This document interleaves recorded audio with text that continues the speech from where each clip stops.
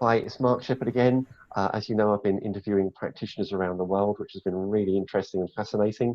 But equally interesting and fascinating is that I've been talking to people from local business, finding out what they do and what they offer.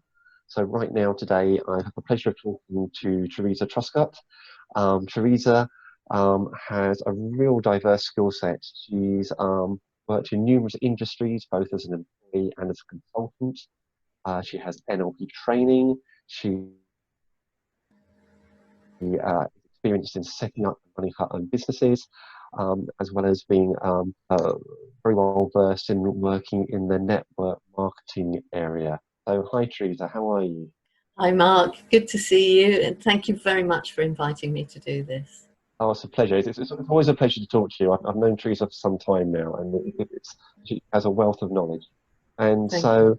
so when we were talking, you were explaining to me about your real passion for teams, bringing teams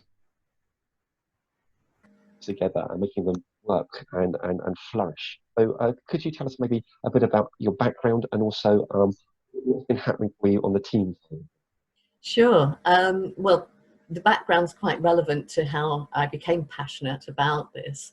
I started out as a teacher and then moved into the IT industry. And during my time there, I was asked on various projects. I worked first of all as an employee, and then I started my own business and contracted through other companies. And on one of the contracts, I was asked to take on an outsourcing project. And that involved three different companies. The one that they were being outsourced from, which was a large water company. So there were some employees from there. And then there were two software companies that serviced the water company. And they individually didn't have enough clout to do the 2P, to take the employees. So they combined, and I was bringing two sets of employees from those two companies plus the water company together into one team. And it was a nightmare in terms of, first of all, the ones from the water company felt they were being moved from being the gamekeeper into the poacher territory. So there was a little bit of, oh, you know, we're now becoming the ones outside the organization. And the other issue was that each of the three companies had totally different terms and conditions, and we were trying to pull all of those together to support the laboratory system particularly, and it was 24/7, 7 days a week, 365 days of the year, so no breaks.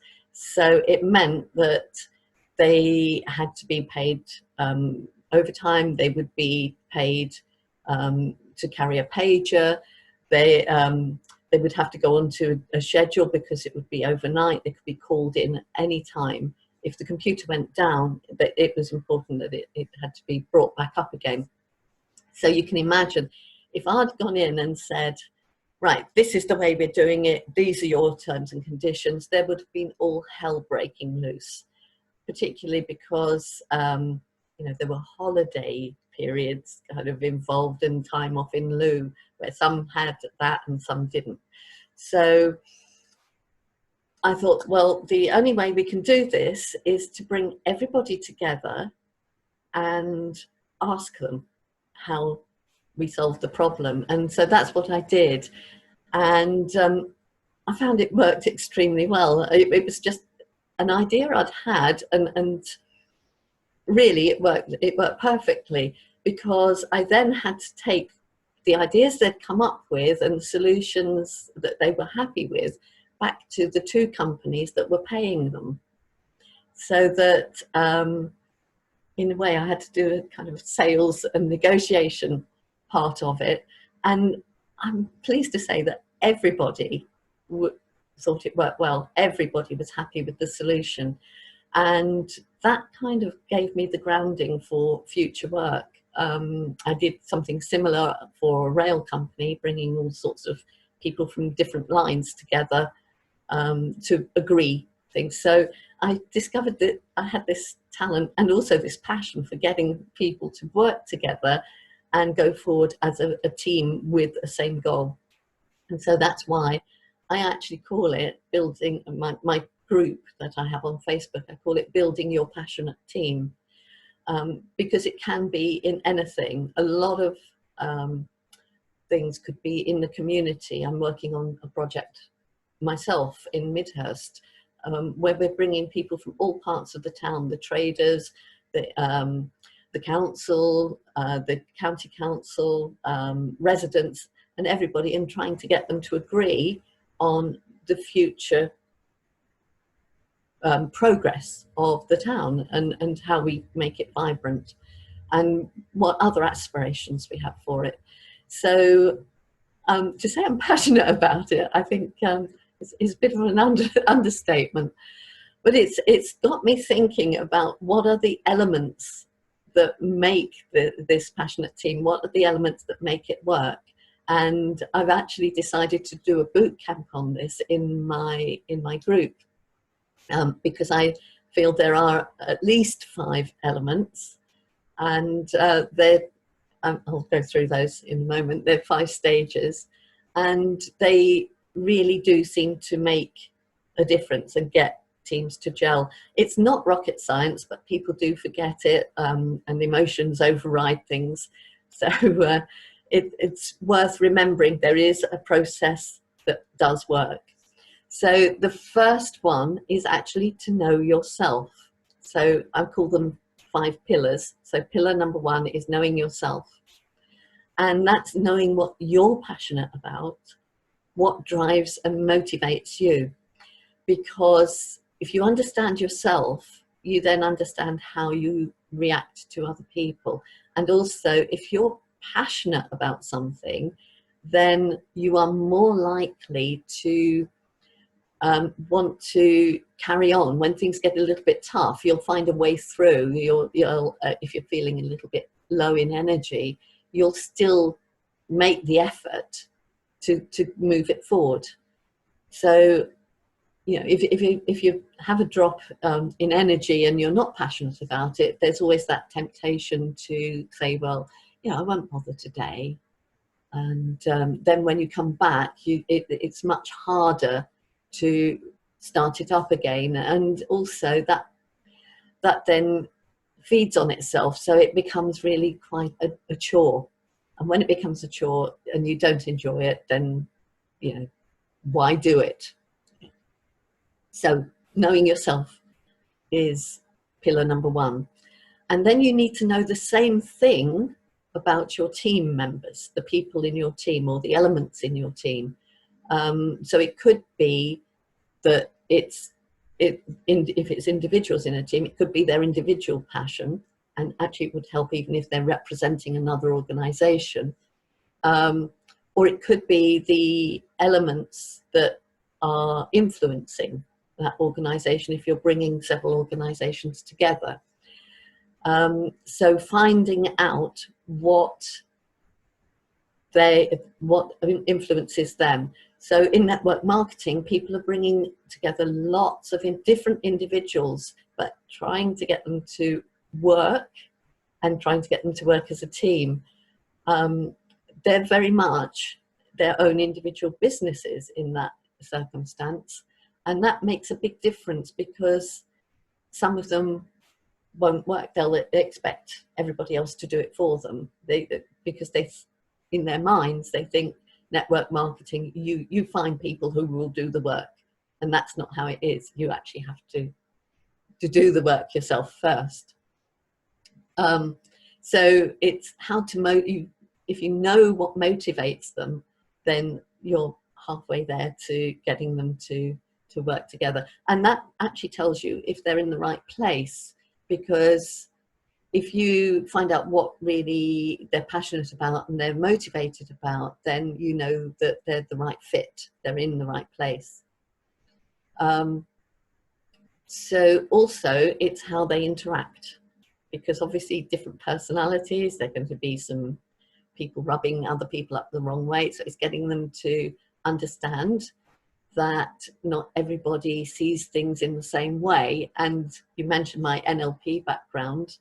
Through that, I understand how people perceive the world, and through their language, what they do to give clues to people on how they like to receive information. And that's great if you're in a sales situation as well, because if you know that, you can much more easily talk to the person in a way that fits their model of the world and how they like to receive information. It's no good trying to give a lot of detail to somebody who just is a go-getter. They just want the bottom line. So it's kind of knowing that sort of information. And also, if it's in a work environment or even a network marketing team, what actually makes, you know, what else is influencing them? There might be stuff going on at home. So they might have issues that are outside of the work environment, but being mindful of those and being understanding about it. So knowing your team is vital, because that's how you motivate them. And that's pillar number 2. And out of that, as you may have gathered, the next important one is communication, pillar number 3. And it's how communication works, what happens when it breaks down, how do you improve communication, and particularly when you have to give feedback to people, how do you give it to them in a way that empowers them rather than makes them feel they've done something wrong. And I learned a great technique when I did Toastmasters. There's a wonderful technique to do that. So I'll be talking about how to give feedback well. And I've already alluded to different methods of communication. And it's not just the words we use. It's the body language.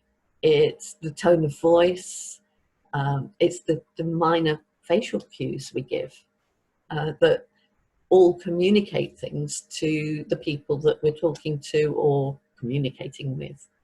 And we don't always get that in the written word, so that can be an issue, particularly in the modern era where we're texting or sending emails.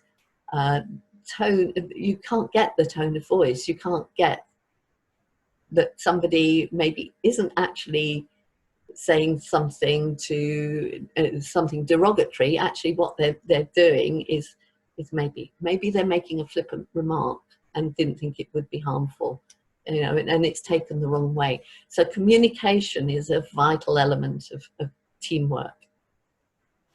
And then if you're building the team, you need to decide on the culture.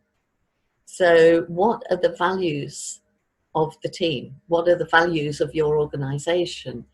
And what are your own personal values and the values of the individuals around you? Because if somebody is asked to do something that goes against their values, they're not going to be happy about it, and they might even refuse to do it. And they can refuse in different ways. They can become angry, or they can just not do it, you know?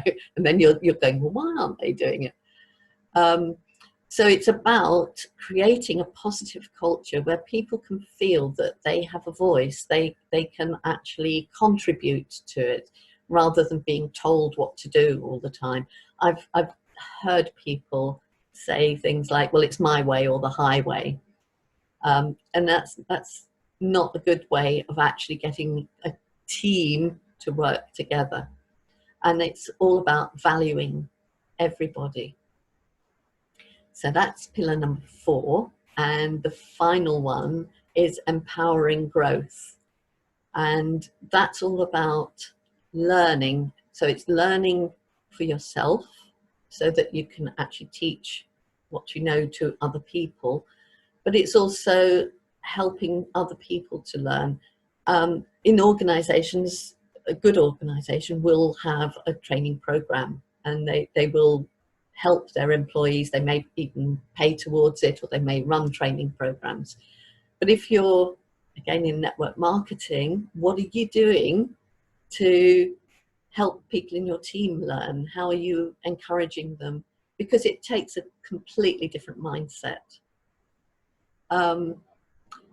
And if you're having to delegate tasks to someone, there's an art to delegation. So certainly don't micromanage them. You need to give them the task, make sure they understand what they need to do, and then just let them get on with it, and just check in with them and how it's going. But don't say, well, have you done this? Have you done that? Because that can be very frustrating, and not everybody does things the same way as you. As long as they achieve the result that's required, then that's the important thing. And involve people, like I mentioned when I did that with my team about negotiating their terms. If they feel involved, they buy into it. If you dictate it to them, then they resist it. So those are the 5, what I would call foundational pillars of it. There is maybe a 6th one, which is about measuring progress, putting measurement in there. And one thing I forgot to say at the beginning is that when I talk about teams, I'm not necessarily talking about workplace or organizations or big projects. It can actually be the family. It can actually be a partnership. You know, it could be a partnership in business, or it could be a relationship. The dictionary definition of a team is 2 or more people working together towards a common goal. And I think that sums it up perfectly. And could the teams even be a say a sporting team? Oh, absolutely. I mean, that's the typical one that people think about. And when we're talking about passion, you can see that in the top teams. They do all these things. They communicate, and they don't always communicate verbally. They'll know just by positioning, or they'll know when somebody is ready. You know, they'll see it in their body language, and they'll have practiced things together. So they'll know what goal is, and they'll know what they're doing. And the really passionate ones have that energy and that bond as well, and that's part of it. Part of all those pillars will lead to a team that bonds, and that's really what you want. Yeah, and as you were talking, I was just jotting down words as you were talking, really, from what you were saying, and taking it right back to the energy companies you were talking about, and taking it all the way through. I mean, it sounds like very much about empowering and respecting people's opinions, and the opposite of that is being disempowered, and I guess often a mass people lose their individuality. Yeah. And it's so interesting what you were saying when you have a bad day, and it takes you off course, or people start up, say, even one person, say, or a couple of people starting in business, when things are bad, they forget why they did it in the first place. Their passion, as it's obvious with yourself, is returning to that to help you through. I think it's interesting. There's nothing wrong with your passion changing. In fact, it does. It will over time, because you're growing and learning as an individual. So there's nothing wrong with that. And very often it's more about being passionate about the process you're going through, rather than, well, certainly a product or a service.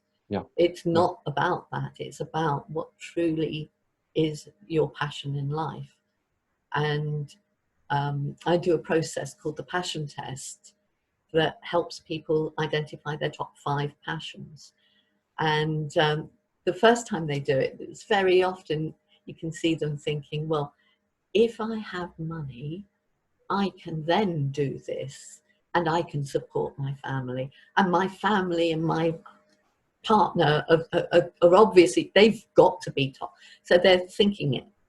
And that's not what it's about. And actually, I've found through going through the process myself 4 or 5 times, it actually becomes almost, if I say spiritual, that kind of makes it seem a bit too airy-fairy, but it really gets to the core of who you are as a human being and what really, really matters to you.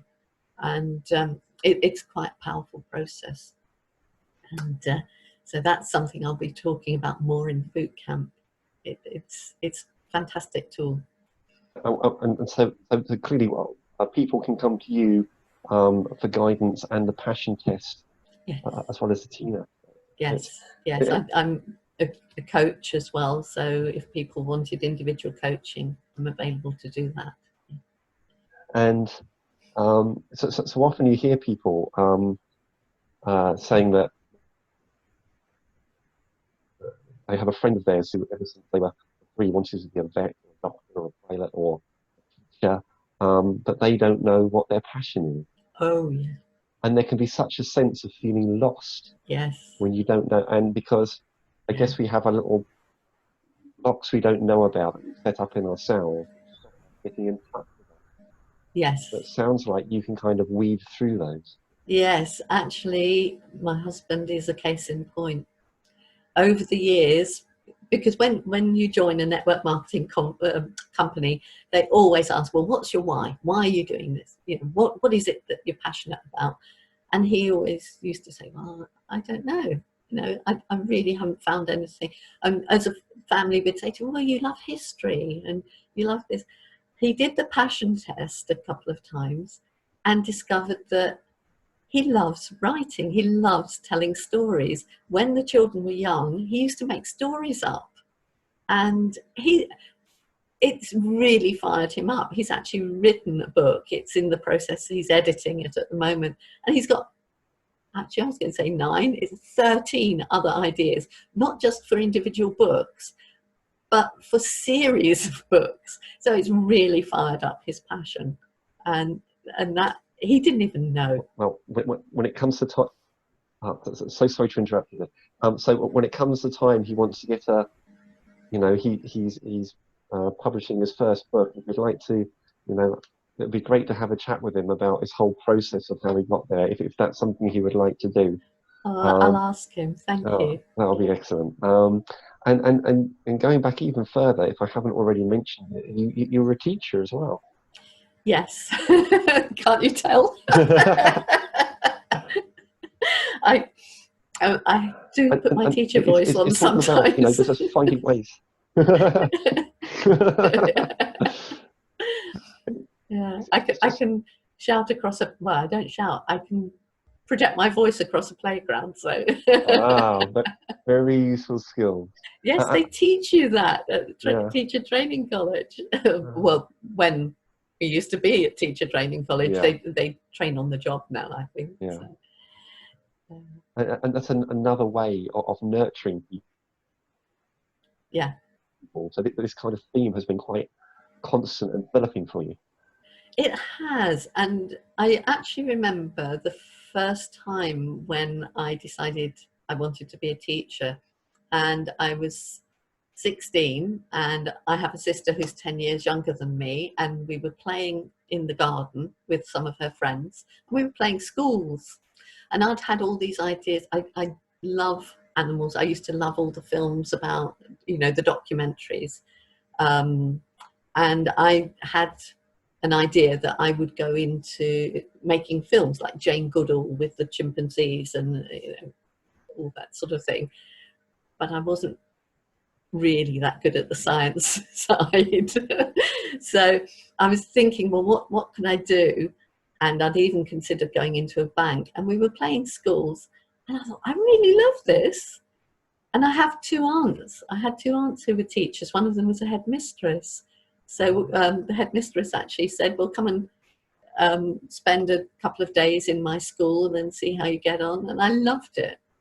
And I guess it's in the genes. It must be.